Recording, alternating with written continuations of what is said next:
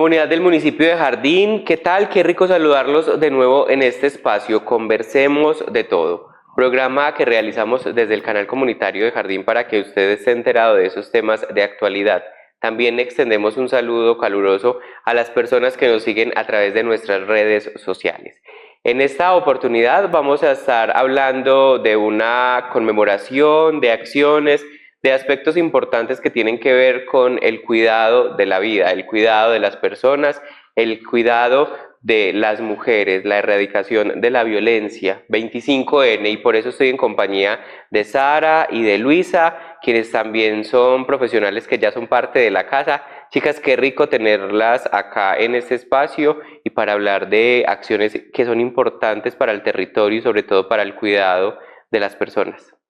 Gracias, Alejo, nuevamente por la invitación. Un saludo muy especial a toda la comunidad. Luisa, también un caluroso saludo de bienvenida para usted en este espacio y qué bueno que podamos hablar de este tema que finalmente busca dejar un mensaje claro en la comunidad y es erradicar la violencia. Sí, Alejo, muchísimas gracias nuevamente por invitarme en este espacio y bueno, todas las personas que nos están viendo, ojalá que toda esta información pueda ser de ayuda para tener claridades sobre la temática y pues con el objetivo de puntualmente prevenir la violencia. Empecemos, Sara, hablando de qué es la violencia de género y las variables que pueden presentarse dentro de estos episodios. Alejo, pues la violencia de género es cualquier acción que yo haga con el ánimo de generar daño o maltrato hacia otra persona por su condición o por su sexo, ¿cierto? Siempre le hacemos más fuerza a la mujer porque es la que ha estado siempre en una posición más vulnerable. Históricamente, pues siempre ha estado más en riesgo, sus derechos pues se reconocieron más tarde y siempre pues ha existido como esta cultura machista y demás, pero en este momento, en la actualidad, debemos hablar de ambos, ¿cierto? No solamente de la mujer, sino también del hombre, porque el hombre también puede estar en una situación de violencia de género. Y por eso no se habla de violencia contra la mujer, sino de género, que abarca todo. Perfecto, sí, señor. Y pues en cuanto a los tipos de violencia que existen, pues son muchos, la verdad. En la actualidad pues han puesto nombre para cada tipo de violencia, pero lo que nosotros buscamos cuando hacemos el trabajo con la comunidad es acercarle como las más comunes, las más fáciles para que ellos se puedan enmarcar en ahí, reconocer y decir, bueno, de pronto estoy siendo víctima de violencia, ¿cierto? Que puede ser la física, ¿cierto? Que es toda acción que tenga el ánimo de dañar el cuerpo de la otra persona, ¿cierto? La psicológica o emocional, que es esa que lleva palabras, que llevan mensajes que buscan bajar el autoestima de la otra persona o hacerla sentirse menospreciada, ¿cierto? La económica, que es cuando se ve afectado pues su patrimonio o se ve coaccionada alguna situación con el ánimo de recibir o no recibir ese dinero, esa ayuda. La sexual, ¿cierto? Que es de orden de cualquier acto sobre mi cuerpo sin mi consentimiento, ¿cierto? Que ahí es muy importante que nuestras señoras, ¿cierto? Las mujeres pues ya mayores reconozcan que ellas son dueñas de su cuerpo y que ellas pueden decir que no, no porque sea mi esposo, no porque estemos casados, yo tengo que querer siempre estar con él porque es mi obligación, no, yo puedo decir que no, ¿cierto? Y es un derecho. Importante eso que menciona, podríamos quedarnos, como lo decías, hablando de muchas variables dentro de la violencia y Luisa, me gustaría que habláramos de cuáles son esos factores que contribuyen a que las personas puedan pues, ser más vulnerables dentro de lo que tiene que ver con la violencia de género. Bueno, el primer ejemplo es el sexo, ¿cierto? El solo hecho de ser mujeres, ya tenemos una carga y pues yo siempre cuando he estado en espacios educativos y demás, yo le digo a los chicos o a las personas, a la comunidad, yo no soy hembrista ni feminazi, que son como los atributos que se le dan al feminismo, pero pues ya como en un marco mucho más exagerado y radical, pero la realidad es que siempre les pregunto, cuando vos salís de tu casa, ¿a ti qué te da miedo? Entonces los chicos me dicen, no, de pronto que me roben o no. Generalmente no me da miedo de nada, sino que lo roben a uno. Cuando uno le hace esa pregunta a una mujer, todas son, no, es que a mí me da miedo que abusen de mí, a mí me da miedo que me desaparezcan, ¿sí? Y es una realidad y me gusta mucho traer este ejemplo para generar sensibilización en la comunidad, porque es que es una realidad que vivimos desde que estamos muy pequeñas. La mujer carga con eso. Entonces vamos a empezar principalmente por eso. El solo hecho del sexo y el hecho de ser mujeres, ya eso conlleva el ser vulnerables frente a la violencia. Y que no podemos tapar el sol con un dedo frente a eso, listo. Ya en otras cuestiones más sociales, puede ser, por ejemplo, tiene que ver también la pobreza, el hecho también de no tener acceso a cuestiones básicas, necesidades básicas, o el hecho de que no haya acceso a la educación. Digamos, una familia vive en el campo muy lejos, a no sé, 5 horas en caballo, probablemente la información allá va a llegar muy después, o cuando esas personas tengan contacto como en la zona más urbana. Ahí ya estamos hablando de que puede haber como unas variables o características más de condición social y socioeconómica, digámoslo de esa manera, que pueden hacer más vulnerable, porque ¿qué me pasa mucho a mí como psicóloga? Muchas personas no saben que están sufriendo violencia. Y ese podríamos decir que es otro factor de riesgo, el desconocimiento. Es que, como me decía en estos días una señora, obviamente desde la confidencialidad y demás, es que él me dice que le da vergüenza salir conmigo a la calle. ¿Será que eso es una violencia?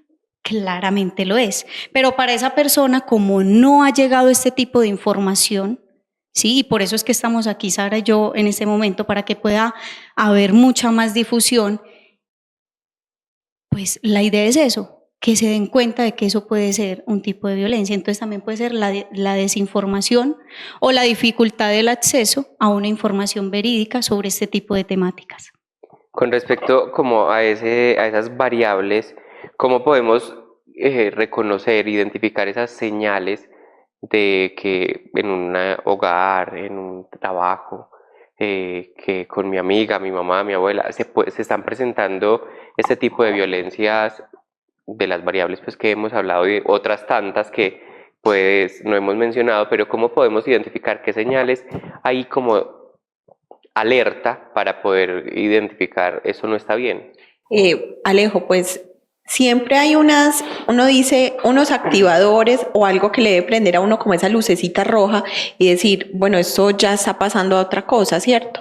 Pero cuando uno se da cuenta que va subiendo eso es porque ya antes han habido cosas mínimas que uno ha permitido o que uno no ha identificado o no lo ha relacionado con esa situación, ¿cierto?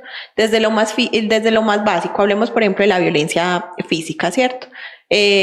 Yo puedo decir, no, es que él nunca me ha pegado. No, él no te ha pegado, pero te ha estrujado, ¿cierto? Te ha empujado, ¿sí? Ha tirado objetos en la casa, ¿cierto? O contrario, como tú lo dices, en el ambiente pues laboral, ¿cierto? O social, o de las compañeras o de los amigos, de igual manera, ¿cierto? Cualquier situación que usted diga, uy, esto estuvo como un poquito subido de tono, lo mismo con los comentarios, ¿cierto? Pasa mucho con el tema de los piropos, ¿cierto? Porque entonces, no, es que están alabando mi belleza, ¿cierto? No, a ver, ¿cierto? Yo no tengo que decir algo que esté subido de tono para decirle a una mujer o a un hombre, estás muy lindo hoy, estás muy bien vestido, ¿cierto? Hay maneras, ¿cierto? Entonces ahí es cuando uno dice, uno tiene que ver ese otro sentido con el que se está diciendo esa frase y con el que probablemente yo puedo decir, pilas, pasa algo, ¿cierto? Entonces es importante que veamos eso, ¿cierto? Cuando yo siento que me está afectando mi persona, por decir algo, me controla mi forma en la que me he visto, ¿cierto? Me hace el comentario de, y vas a salir así, ¿cierto? Nosotros como mujeres debemos reconocer que todas, yo puedo decir que casi que todas las mujeres hemos estado expuestas a alguna situación que tenga que ver con violencia, como un comentario simplemente como así, y tú vas a salir así a la calle, ¿cierto? ¿Tú crees que esa es la manera adecuada en la que debería salir? Es que usted es mi esposa, o es que tú eres una profesional, es que debes proyectar eso, ¿cierto? Entonces, desde ahí ya estamos nosotros viendo como esa señal de alerta. Y lo mismo entre mismas mujeres, nosotros entre mujeres nos violentamos y nos hacemos daño, ¿cierto? Nosotros nos volvemos a veces mantenedoras de esa situación. Entonces, en vez de ser colaborativas, de apoyarnos y decir, bueno, venga, que es que somos un equipo, somos un grupo, no, entonces vamos a ver cómo le hago zancadilla a esta, que está brillando más que yo, ¿cierto? Entonces yo creo que más que señales de alerta del ojo morado, del golpe, es que yo como mujer, que yo como hombre, que yo como persona de la sociedad, yo diga cualquier situación, cualquier comportamiento que me lleve a mí a tener que dejar de ser como yo soy, ¿cierto? Que haga que mis emociones se alteren, es cualquier señal de alerta, ¿cierto? Porque no siempre puede ser el golpe, sino que puede ser, como les mencioné ahorita, algo tan básico como la forma en la que te vas a vestir o controlar el dinero o de alguna u otra manera siempre tratar de bajarle la autoestima a esa mujer. Es que tú no eres capaz, sin mí tal cosa, ¿cierto? Lo mismo pasa con el género masculino. Muchas veces cuando la mujer es la que está generando mayor ingreso en el hogar, entonces, a ver, que es que como yo soy la que entro la plata, yo soy la que doy las órdenes o yo soy la que mando o el poder es mío, ¿cierto? Entonces yo creo que cualquier situación que haga que nuestras emociones, nuestro estado de ánimo esté ahí como en el limbo, es una señal de alerta, ¿cierto? Que nos debe prender como esa lucecita roja y decir, bueno, ¿qué está pasando? ¿Qué estoy permitiendo? ¿Sí? Y pues obviamente pues buscar ayuda, ¿cierto? Porque es importante hablar de violencia de género, porque es importante el 25N, por ejemplo, Luisa. Bueno, o sea, es importante porque realmente es más una cuestión de sensibilizar, o sea, llevamos cientos de años como en estas luchas y han habido muchas personas que han sido parte de todo ello, pero le apostamos a la prevención y la prevención parte de la sensibilización, o sea, tú no puedes generar prevención en una persona si no la sensibilizas. ¿Y qué sensibilizarla? Hacerla cuestionar, que reflexione, que obtenga información verídica del medio. Digamos que este tipo de días lo que busca es visibilizar eso. Hay una problemática y ahí es importante, no es una problemática individual, es una problemática social, porque se convierte en una problemática social en el momento en que obviamente no solo afecta a una persona, sino que también se ven inmersas otras personas. Puntualmente, digamos que hay violencia en el hogar. ¿Será que eso va a afectar a los hijos que están siendo víctimas también de violencia al momento de estar expuestos a eso?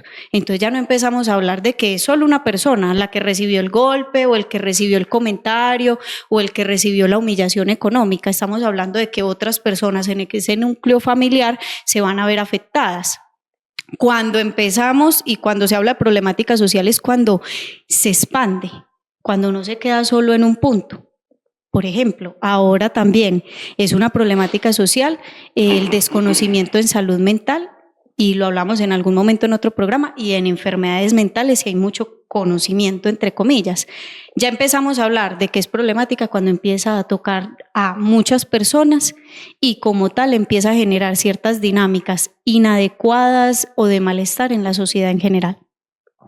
Dentro de ese panorama social que hay y que puede darse como con respecto a este tipo de actividades, conmemoraciones, fechas para generar eco dentro de la información, es bastante particular y lo mencionaba Sara ahora y hace unos días lo escuchaba también en un espacio en el Consejo Municipal donde una edil decía, es que también tenemos que mirar que hay mujeres que maltratan hombres.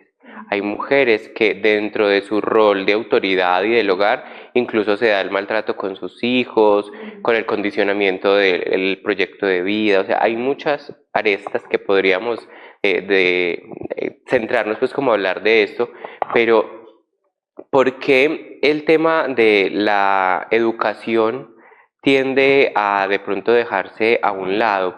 ¿O qué papel juega la educación dentro de este tema de hablar de violencias de género, de la violencia en general? El papel de la educación, Sara, ahí, ¿cuál es? Pues Alejo, para mí es primordial, ¿cierto? Es de gran importancia, es de gran valor y precisamente desde esas edades tempranas, ¿cierto? Porque si yo en mi proceso de crianza como papá, como mamá, le estoy enseñando a mis hijos que es una relación igualitaria, ¿cierto? Donde compartimos roles, donde compartimos responsabilidades, mi hijo, mi hija van a crecer viendo eso como algo que es natural, ¿cierto? Entonces, de esa manera, él va a llegar a su escuela a decir, no, es que es mi compañera, es que, a ver, con respeto, ¿cierto? Todos somos iguales, entonces probablemente va a tener unas herramientas que le van a permitir relacionarse mejor con el medio. ¿Qué pasa con ese niño si por el contrario en ese hogar papá y mamá, ¿cierto?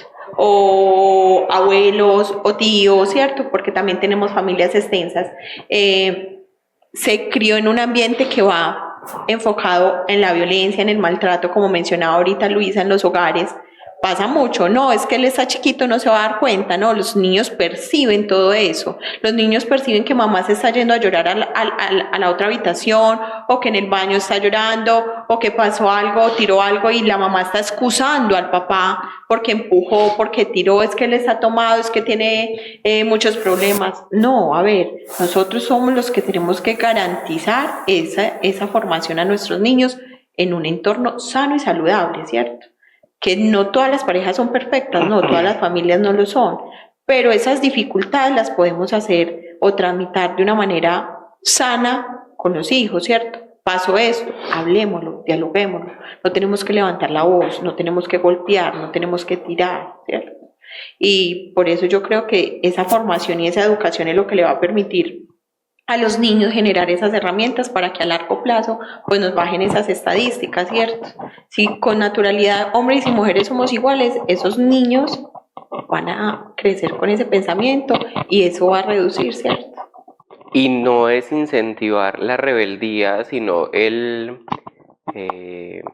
defender la posición dentro de los mismos roles que hay en el hogar y a medida que van creciendo, porque lo decía yo ahorita, la condición de padres de es que no puedes estudiar esto, tenés que estudiar esto, o es que, cierto, ese tipo de cosas empieza a generar también un tema de violencia dentro del hogar que se ha normalizado por tradición, pero el tema de que la madre, el padre, los hijos se sienten en su posición y lo defiendan, no es un acto de rebeldía, sino también de hacer respetar su percepción y lo que quiere para su vida. Y sus derechos sobre todo, porque es que tenemos todavía mucha cultura, de esa cultura machista donde hay profesiones de niñas y de niños, ¿cierto? De hombres y mujeres, entonces... Dentro del quehacer del hogar. No, los niños no pueden arreglar cocina porque eso es de las niñas. No, entonces, por ejemplo, tú dices condicionar lo que quiere estudiar, la carrera, lo que quiere hacer en su vida, entonces vemos a papás que, pero es que usted por qué no le gusta el fútbol, pero venga, ¿por qué no vamos a ver partidos?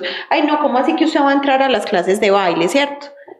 Eso no es para usted, eso es para niñitas, ¿cierto? Y entonces escucha uno ese tipo de comentarios que lo que llevan es a mantener precisamente eso.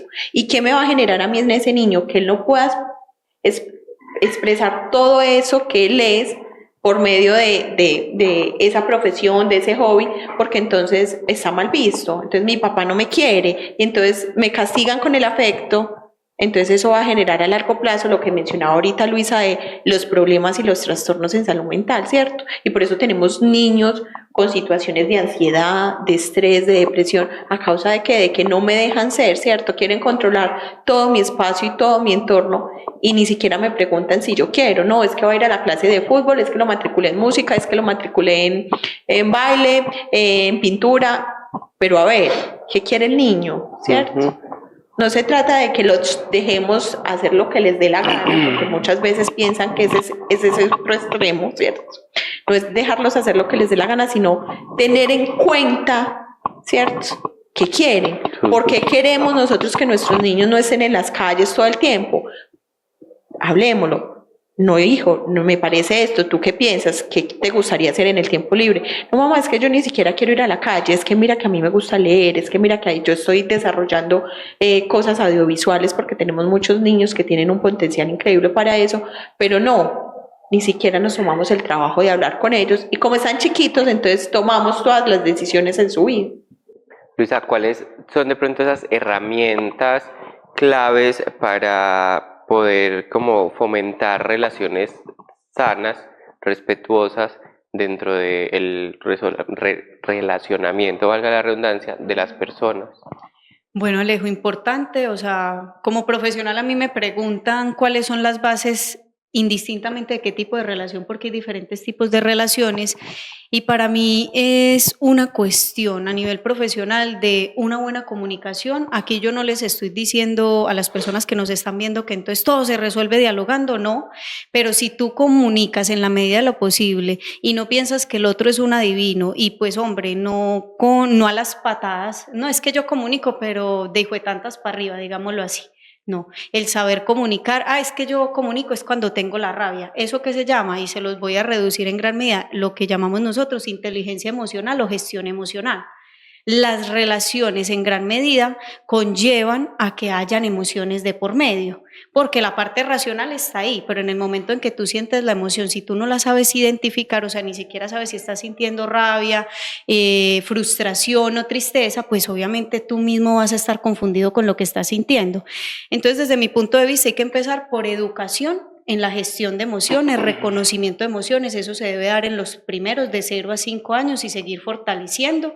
Y de ahí para allá, y creo que es un plan incluso a nivel educativo del país, hay que hablar de habilidades para la vida, toma de decisiones. Definitivamente dentro de las 9 habilidades para la vida que nosotros tenemos conocimiento y que brindamos como en talleres y demás, a mí me parece que la toma de decisiones es una cuestión supremamente importante en todo el relacionamiento de la persona. Si tú desde que te levantas y abres los ojos y dices, ay, sonó la alarma, 5 minuticos más, tú ya ahí estás tomando decisiones. Y en eso, en los programas y en todos los espacios que yo te voy a insistir demasiado en eso, que es una habilidad que hay que potenciar. Y si tú aprendes a tomar mejores decisiones y a gestionar y reconocer eso que estás sintiendo, probablemente tus relaciones sociales van a ser mucho más saludables. Importante el tema de pautas de crianza, también Mucho. hay el acompañamiento desde los hogares. Sara, ¿qué recursos hay para las personas para poder buscar asesoría con respecto a si estoy siendo violentado, violentada, si lo estoy siendo, qué puedo hacer? ¿Cómo podría decirse que es esa ruta de acompañamiento para las personas en Jardín? Pues Alejo, principalmente está como todo ese componente educativo que les mencionó ahorita Luisa, que es que la gente precisamente se entere y sepa que hay unos derechos y que están protegidos y que hay unas situaciones de vulneración, ¿cierto? Por las que yo puedo hablar, ya sea en nombre propio o en nombre de un tercero, ¿cierto? Porque sabemos pues que las denuncias no siempre nos llegan a nosotros o tenemos conocimiento por la persona que está siendo violentada, sino que muchas veces es el tercero, es ese vecino que está escuchando los golpes, los gritos, ¿cierto? Es esa mamá que está viendo a su hija o es esa mamá que está viendo que su hijo todos los días está metido más en el alcohol, que ya no quiere ir a la casa, ¿cierto? Y ese tipo de situaciones porque pasa mucho en las relaciones de noviazgo. Hay muchas situaciones ahí que se van escondiendo de violencia, ¿cierto? Pero para la comunidad, para que quede como más claro ese tema de protección a nivel institucional, ¿cierto? Se parte de una denuncia, ¿cierto? De que la persona informe está siendo violentada, ¿cierto? Cuando pasa por medio de un tercero, se debe hacer una visita, se debe hacer un seguimiento, de llamar a la persona que precisamente la que está siendo víctima de violencia y brindarle un apoyo, una escucha, que ella lleve a por medio de la palabra decir si estoy siendo violentada, me está pasando eso, y de ahí ya tomar todas las acciones, ¿cierto? Y pues aquí en Jardín hemos tenido casos donde el riesgo que evalúa, por ejemplo, nuestra comisaría de familia es alto para feminicidio y literal hay que ir con policía, retirar a esa mujer de la casa, ponerla en un lugar donde no tenga conocimiento nadie porque hay que preservar la vida, ¿cierto? Lo mismo pasa con los niños y con cualquier persona que esté en riesgo. Entonces, pues ya sabemos, denuncia, poner en conocimiento ya sea de la policía, de la comisaría de familia o si efectivamente no, de cualquier persona que trabaje como en el sector salud, en el sector público, porque ellos saben cómo pueden hacer por medio de una llamada simplemente una visita domiciliaria y desde ahí pues partimos para hacer el seguimiento y lograr proteger esos derechos de esa persona que está siendo violentada. ¿Cómo influye el tema de la cultura, las tradiciones que normalmente pues somos seres de costumbres? ¿Cómo este entorno en el que nos movemos influye también en normalizar o no el tema de la violencia? Bueno, Alejo, o sea, en general y para todos los que nos ven, es una cuestión de que, claro, si tú empiezas a ver eso desde pequeño, eso lo vas a ir replicando. Entonces es cuando llamamos lo de naturalizar. Pilas, ahora no es que nos vamos a ir al extremo, entonces que todo es violencia, que todo es maltrato, que el poner límites, entonces ya es ser grosero. Y bueno, como ya estamos en un punto donde estamos aprendiendo y estamos mirando incluso desde lo profesional, pero también como sociedad, como esos límites, o sea, ¿cuál es esa línea que no se puede cruzar y que es supremamente delgada para diferenciar una cosa de la otra? Pero sí hay una realidad de que incluso yo siempre lo digo en las escuelas de padres, que casi siempre van las mamás, y eso es pues de resaltar, y eso ahí mismo bien inmerso dentro de esas costumbres, pero yo les digo a las mamás, ¿quiénes han sido también responsables de replicar ese machismo? ¿Quién cría a los hijos? ¿Quién le dice, no, no, no, usted no la bese boxer, usted no coge una escoba porque es, ya sabemos cuál es la palabra, ¿cierto? Entonces hay una cuestión ahí también de que yo en eso trato de ser muy neutral, pero tengo obviamente mi postura frente al tema, de no es ir a pararnos como mujeres, no los hombres, todo es culpa de los hombres. No, acá hay una realidad y es que es una responsabilidad de todos.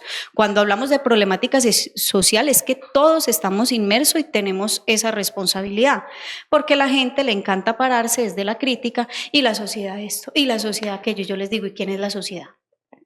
Todos. Todos somos responsables de eso.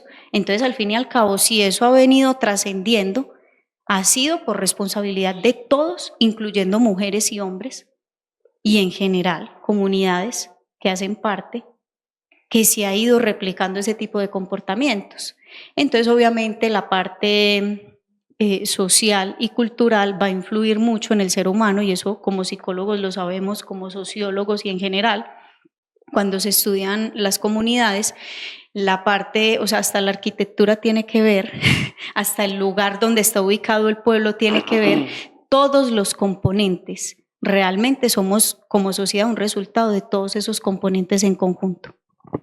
Importante ese tema de lo que mencionabas de las escuelas de padres, donde solo donde la mayoría son madres. Sí, la mayoría. Hablemos de cómo propiciar esos espacios seguros para el apoyo de las personas, tanto mujeres, hombres, las personas que son víctimas de violencia.